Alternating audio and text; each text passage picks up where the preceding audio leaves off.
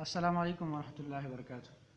عزتمندو قدرمندو جرأتمندو مسلمانانو ورونو څرنګه چې ستاسو په علم کې دا چې په برما کې مسلمانانو باندې ظلم بربریت او جبري بازار ګرم دی، د هغه ځای مقامي مسلمانانو د خپل حقوقو د حصول لپاره احتجاج کړی او مظاهره کړې وه، مزاحمت کړی و، आवाज اوچت کړی و.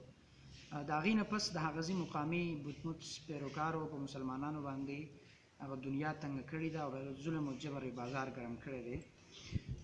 حالانکې د تاریخ په کتابونو کې او د بتمت په کتابونو کې خو موږ دا لوستي دي چې د بتمت مذهب پیل اصول هغه احترام یا اتمیت دی. حالانکې نن سبا د بتمت پیروکارانو خو د ظلم داسې انتها وکړه چې تاریخ کې د هغې مثال نه میلاویږي. دغه دهشتګر او شدت پسند بودیسټو صفاقیت اندازه تاسو دې خبرې نه ولګوئ چې اوسه پورې 28,000 مسلمانان شهیدان کړي شوي دي، 12,000 مسلمانان زیات چې کوم دی هغه لاپته دي، 80,000 مسلمانان چې کوم دی هغه بې یار او مددګار بې کوره په سړکونو باندې او په لارو په کوڅو کې چې کوم دی هغه پراته دي.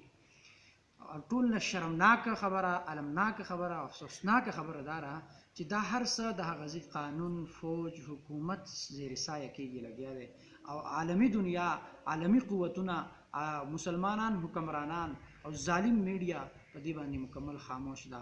اقوام متحده په دې باندې مکمل خاموش ده. عالمي انساني تحفظ کم تنظیمونه دي هغه په دې باندې خاموش تماشایی دي. دا ډېر د افسوس خبره ده. خو زه خبره کوم چې اسلام کی فطرت میں قدرت نے لچک دی ہے، جتنا ہی دباؤ گے اتنا ہی ابھرے گا.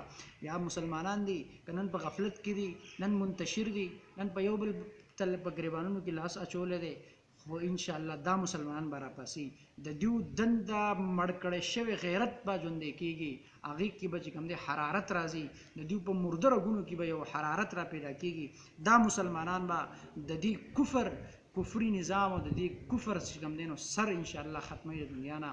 دا خبره کول غواړم دنیا ته که نن تاسو د مسلمانانو نشانه جوړوئ، مسلمانانو ظلم بربریت باندې خاموشه پاتې کېږئ، مسلمانانو باندې دهشتګردۍ لیبل لګوئ، د مسلمانانو جهاد ته چې کوم دی به سپک نظر ګورئ، دا مسلمانان به راپاسي. یو ځل به بیا د غزوې بدر هغه میدان سجاو شي، یو ځل به بیا د فتح مکې غوندې یو میدان به سجاو شي، یو ځل به بیا په دنیا کې اسلامي انقلاب او اسلامي ریاست راشي. بیا به برما د دې بودیسټو پیروکارانو دپاره یو قبرستان شي، بیا به امریکا سوپر پاور نه وي. د قیصر و کسرا غوندې پاور چې اسلام ختم کړی دی، امریکا یې څومره ده. مسلمانانو تاسو ورونو ته زما درخواست دی چې موږ څه کولی شو د برما لپاره. د انساني مجبوریانو بنا باندې موږ تللی نه شو، موږ هغو له وخت نه شو ورکولی، موږ جسماني جهاد نه شو کولی، کم از کم موږ جهاد باللسان کولی شو. موږ په سوشل میډیا، په الکترونیک میډیا او پرنټ میډیا باندې د هغه مسلمانانو باندې ظلم او د جبر او د سفاکیت خلاف آواز اوچتولی شو، د هغې خلاف پوسټونه کولی شو، د هغې خلاف ویډیوګانې جوړولی شو، د هغې خلاف چې کوم دی نو خپل آواز هغه ریکارډ کولی شو.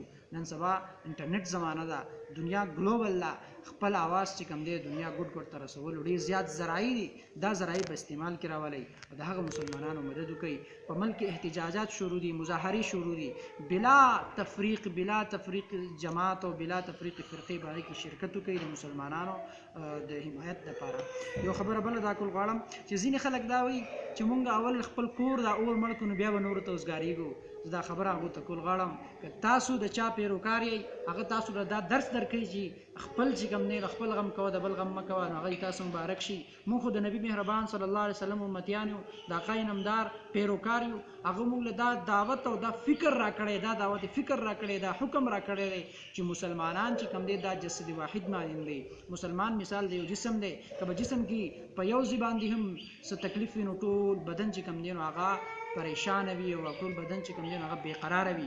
د مسلمان مثال د یو جسم د یو لاس دی. که دنیا په ګوټ کې به مسلمان باندې ظلم او جبر کېږي، تشدد کېږي، نو مسلمان دنیا په بل ګوټ کې په هغې باندې پریشان وي، د خفګان اظهار به کوي. موږ د نبي مهربان امتیان یو، موږ د مسلمانانو په هغه ظلم او جبر باندې خفه یو، پریشانه یو، موږ د خفګان اظهار کوو، موږ د هغې دپاره آواز هم اوچتوو، د هغې دپاره څه قسمه حسب سعادت، څه قسمه زمونږ کوشش کېږي، څه زمونږ نه کېږي، موږ هغه کوو. که تاسو نه کوئ نو تاسو خپل ځان له ستاسو اسلام دې مبارک شي، ستاسو خپل دین دې مبارک شي، خو زمونږ په کارونو کې دخل مه کوئ او موږ ته دا درس مه راکوئ. زمونږ نبي مهربان هغه موږ ته دا درس راکړی دی.